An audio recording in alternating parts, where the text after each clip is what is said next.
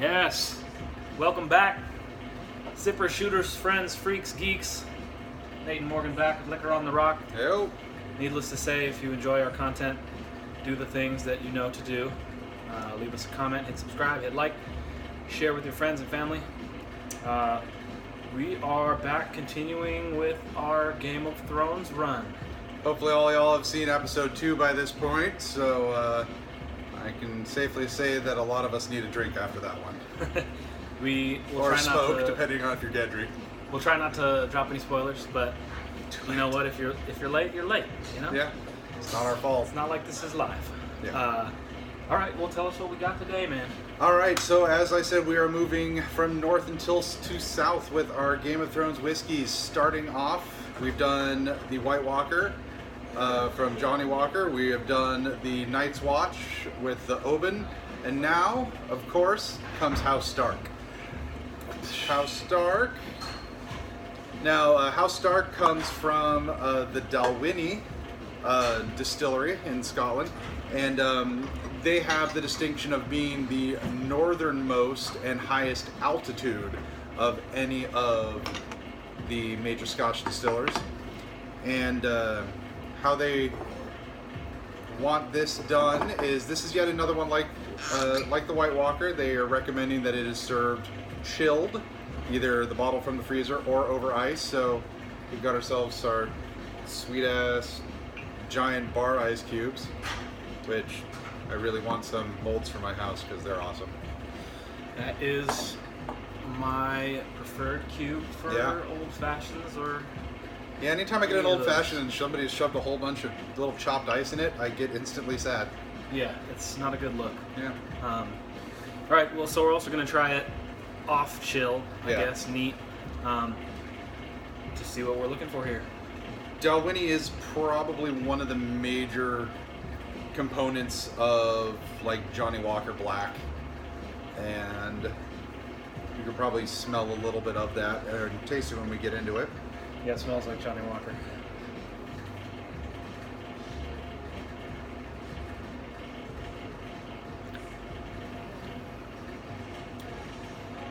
My God, there is a hint of peat. Yeah, they said there might be, and I was skeptical. Because I know they did these Game of Thrones pairings based on like location of the distillery, but in my heart, I kind of felt the Stark should have been paired with the Lagavulin.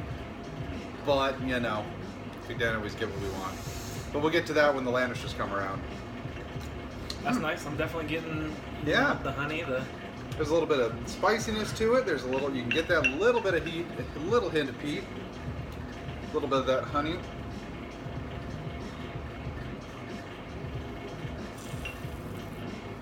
I mean, chilled down. Chilled, it's still not bad. Yeah. Yeah, a lot of scotches sometimes lose a lot of their flavors when you stick too much ice or coldness in them, but it's got a little bit standing out, so like the Starks, it holds out strong against the cold. We love you, Ned. Right, yeah, rest in peace. Well, let's give it a quick sip without. All right. Let's see what there is to see. Nose is different. Nose actually is carrying almost a little bit of that medicinal rubber scent that you sometimes get with the heavily peated, but there's not enough peat there to really punch you at all.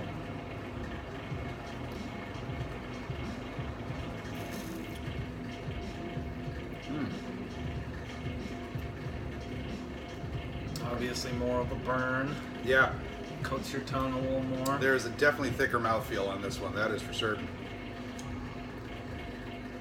Still getting the spicy notes are a lot more pronounced right now. And yeah, but you do fight that little bit of alcohol burn. I do believe what this guy is, it's 43%, so pretty bog standard. I feel like the peat came through more chilled. Yeah. No, because it's true. Those middle spice honey things are a lot stronger. So maybe something to be said. Drinking it to the manufacturer's suggested way. It's like they know what they're doing. And packaging wise, beautiful. Everything they're doing is awesome. and you can tell that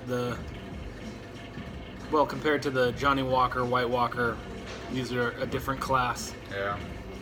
Everything is gorgeous. Everything is on theme. It all makes sense. And so far, that open wins just for that cool black on black sort of thing. But that was pretty clean. who doesn't love the Starks, right? That's what I'm rooting for. Pretty lovely. Yeah. All right. So on to the next one, and it is very appropriate because the next one geographically will be River Run, and this is the home of the Tullys, the house of Catelyn, Ned's wife, Catelyn Stark. Also, rest in peace. Sorry. That can be said for 90% of those characters. Huh? Yeah, although if this was the book, she'd still be kicking butt. Okay, man. Let's move into House Tully. Yes, this is Singleton produces this one. This is the Glendullan, so this is on the distillery's right on a riverbank, so they're getting nice fresh river water for their product. So should come through on that. And we mentioned before that their aim was to pick distilleries that make sense with the houses. Yeah, geographically though, there are a couple. There's one or two that are kind of done a little separately. When we get to the Targaryen one, that just because that's a little bit of special history, and then of course the Lannister, Lagavulin being usually very rich mouthfeel. So go with the rich Lannisters. Oh, that is perfumey almost. Yeah. Like orange blossom. Yeah, malt and citrusy on the scent. It's not half bad.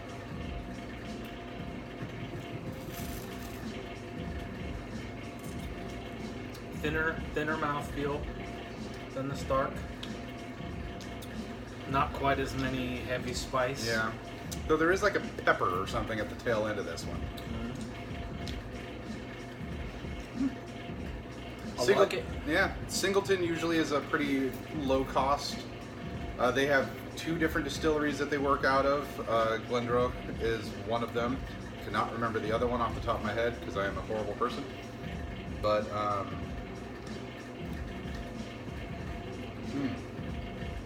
this is a more subtle. Yeah, this is spirit. This is definitely a little easier sipper. And maybe they're going for that kind of river motif, kind of a little more clear, a little more not quite as heavy and overpowering. Yeah. Those you see, I mean, they're pretty similar as far as coloring goes. Now, keep in mind, in Scotland, the addition of caramel coloring is incredibly common and not looked down upon at all because it does not really impart any major flavors, but it does help maintain consistency over large batches if you're trying to keep the same color. What is it, E84, E480 or something like that? It's just a caramel coloring.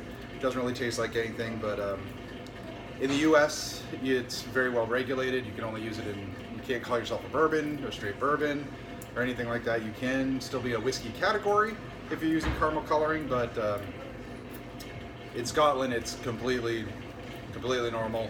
In France, it's almost expected. All right. Par to the course.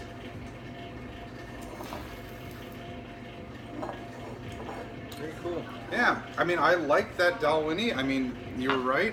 There's that teeniest bit of peat that comes when it's chilled that gets lost by the kind of medicinal rubbery notes when you don't chill it. So you can get your hands on it. Try it both ways. See which one you like best. Yeah, I'm definitely going to go House Stark for this one. Of All the day. two. Cool, man. Next week should be fun. As we're getting more southward, we will be hitting into Greyjoy territory. So that'll be the Talisker. Should get a little bit of peaty off of that. And then I believe Baratheon will be coming on that one too, if I'm remembering my direction. Actually, hand me the bottle here, or the tube. Got the map. Yeah, let's see here. Oh, then it's backwards.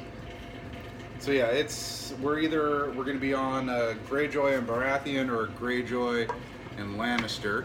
I'll have to look at my proper map. So that should be some very flavorful ones coming to us next week.